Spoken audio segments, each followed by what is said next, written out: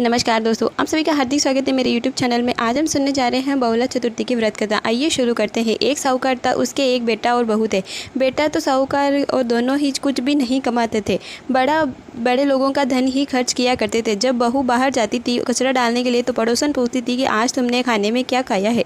तब वे बोलती थी कि ठंडी बासी रोटी खाकर आई। पर ये एक दिन साहूकार ने यह बात सुन ली। अपनी माँ से कहा कि आप मम्मी सारे दिन इसको गर्म खाना खिलाती हैं, फिर भी यह बाहर जाकर इस प्रकार क्यों बोलती है। माँ ने कहा कि बेटा मैं तो सारे दिन इसको एक समान गर्म खाना परोसती हूँ। यदि तुझे विश्वास ना हो तो तू खुद देख लेना। दूसरे दिन साहूकार का बेटा मुँह ढक कर सो गया और देखता है बहू गर्म खाना खाती है और पड़ोसन से यह बात कहती है। तब साहूकार ने पूछा कि तुम रोज़ गर्म खाना खाती हो, अभी अभी तुमने गर्म खाना खाया है, फिर भी तुम रोज़ जाकर पड़ोसन से यह बात क्यों कहती हो। तब साहूकार की विद्वान बहू ने कहा कि यह रोटी न तो तुम्हारी कमाई हुई है न तुम्हारे पिताजी की कमाई हुई है। यदि इस तरह से हम बैठे बैठे धन अर्जित करेंगे तो सारा धन खर्च हो जाएगा। एक दिन ये धन भी समाप्त हो जाएगा, आपके पास कोई भी धन नहीं बचेगा। यह बात पति के दिल पर लगी और फिर विदेश चला गया। कुछ पीछे से पत्नी 12 महीने के चौथ का व्रत करने लगी। उसे परदेश में रहते हुए का 12 वर्ष पूर्ण हो चुके थे। तब चौथ माता और विनायक जी ने सोचा कि अब इसको वापस लेके आना बहुत ही ज़रूरी हो गया है, वरना हमें कलयुग में कोई भी नहीं जानेगा। चौथ माता और विनायक जी लड़के के स्वप्न में जाते हैं और बोलते हैं कि तू अब अपने घर चले जा, तेरी पत्नी तुझे बहुत याद करती है।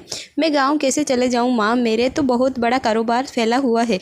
तब चौथ माता कहती है कल एक दीपक जलाकर बैठ जाना और चौथ माता का नाम लेकर, और तुम्हारा जो भी धन देना होगा वे तुम्हें धन दे जाएंगे और जो भी तुम्हें लेना होगा वे लेके चले जाएंगे। सारा कारोबार एक ही दिन में सिमट जाएगा। दूसरे दिन लड़का वैसे ही करता है और एक दीपक जलाकर बैठता है तो सारा काम एक ही दिन में सिमट जाता है। लड़का खुशी खुशी अपने घर जाने के लिए तैयार रवाना होता है तो रास्ते में एक सांप आग की तरफ जा रहा था। तो वे देखा कि लड़का सोचा कि सांप जल में जल जाएगा। लड़के ने सांप को बचाने के लिए सिसकारी भरी, लेकिन तभी नागराज क्रोधित होकर बोले, हे पापी, हे दुष्ट, मैं अपनी 12 साल की योनि पूर्ण कर खुद ही मरने के लिए जा रहा था। तुमने मुझे मुक्त होने से रोक दिया, मैं मर नहीं पाया। तुमने मुझे सिसकार भर दिया, इसीलिए अब मैं तुझे डसूंगा। तब उसने कहा कि मैं 12 वर्ष बाद अपने परिवार से मिलने के लिए जा रहा हूँ, आप मुझे ज़रूर डस लेना, लेकिन मेरी एक शर्त है कि कल रात आप आकर अवश्य ही मुझे डस लेना मेरे घर। तब माँ का दुलारा बेटा, पत्नी का प्यारा पति घर लौट आया। बहुत उदास रहने लगा और उसके माता पिता ने उसका कारण पूछा तो वे कुछ भी नहीं बताया। और एक सोते समय उसने एक सीढ़ी पर दूध का कटोरा, एक सीढ़ी पर बालू रेत, एक सीढ़ी पर फूलों की माला, एक सीढ़ी पर मिठाई और तरह तरह के पकवान वगैरह सब उसके सांप के लिए 7 सीढ़ियों पर रख दिया और अपनी पत्नी का चोटी पलंग से लटका दिया और दरवाज़ा खुला रखकर वे सो गया। नागराज जब आए तो पहली बार उन्होंने दूध पिया और बालू रेत में खेलने के बाद कहा कि साहूकार के बेटे, तूने मुझे सुख तो बहुत दिया है, लेकिन मैं वो वचन का बंदा हूँ, मैं तुझे ज़रूर काटूंगा। यह कहकर वे 7 सीढ़ियों से गुजर गया। सांप जब डसने लगा, चौथ माता और विनायक जी ने तलवार और ढाल बनकर उसके मौत के घाट उतार दिया। उसका एक जीभ का टुकड़ा जूती के अंदर छुप गई और कहा कि मैं जब वे जूता पहनेगा तब मैं उसे डस लूँगा। कीड़ियाँ आई और उसे पोली कर चली गई।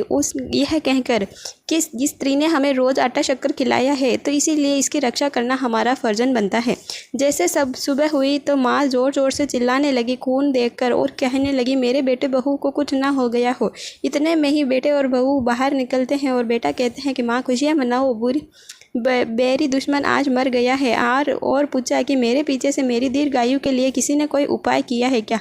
तब माँ ने कहा कि मैंने तो बेटा कोई उपाय नहीं किया है। तब पत्नी से पूछा तब पत्नी ने कहा कि हाँ, मैंने आपके पीछे 12 महीने के चौथ के व्रत किए थे। तब सास ने कहा कि तू तो 1 नंबर की झूठी है, तूने तो कोई व्रत नहीं किया है, क्योंकि मैं तुम्हें रोज़ 4 वक्त का खाना देती थी, फिर इतना व्रत तुमने कब कर लिया। तब बहू बोली कि 1 वक्त का खाना मैं गाय को देती, 1 वक्त का मेतरानी को देती और तीसरे का गड्ढा खोद कर गाड़ देती और 1 वक्त की रोटी में अर्घ देकर खुद जीम लेती। यदि विश्वास ना हो तो आप पूछ लेना। गाय से पूछने पर गाय हंसकर फल और फूल बिखेर के चली गई और मेतरानी पर पूछने पर उसने हाँ कर दी और ज़मीन खोदने पर उसमें सोने के चक्कर निकल गए।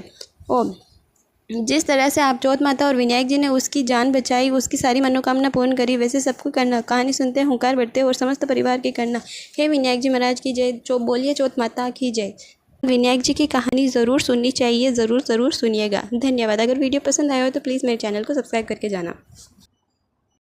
विनायक जी की कहानी। एक बार विनायक जी का मेला लगा, तब सभी लोग मेले में जा रहे थे। एक छोटी सी लड़की, उसने भी जिद किया कि माँ मैं भी मेले में जाऊंगी। उसकी दादी ने कहा कि बेटा जा, मेले में बहुत ज़्यादा भीड़ रहेगी, तू वहाँ पर क्या करेगी? मुझे तो दिखाई देता नहीं है, मैं भी तुम्हारे साथ चलती, तब तुम वहाँ पर दब दबा कर कहीं मर न जावे।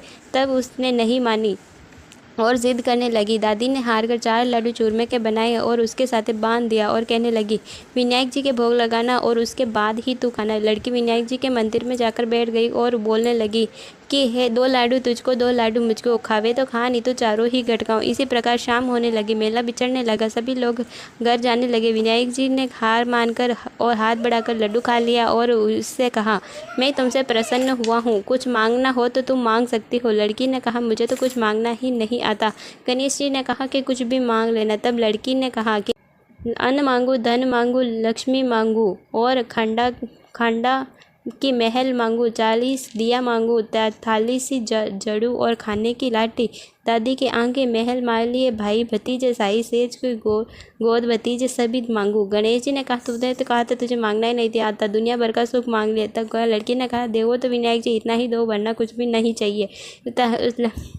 विनायक जी ने कहा कि ऐसा ही हो जाएगा। इतने उसी समय पर यहाँ पर दादी चिंता कर रही थी, आने जाने वाले से पूछ रही थी। लड़की छत पर चढ़ी रिमझिम रिमझिम करती आ गई और कहा कि दादी मैं आ गई। लड़की की दादी ने पूछा, यह सब कैसा हुआ? तब कहा कि विनायक जी की कृपा से हुआ। जैसे विनायक जी ने उस लड़की को दिया वैसे सबको देना। कहानी सुनते, हुंकार भरते और सभी परिवार वालों को देना। जय विनायक जी महाराज की।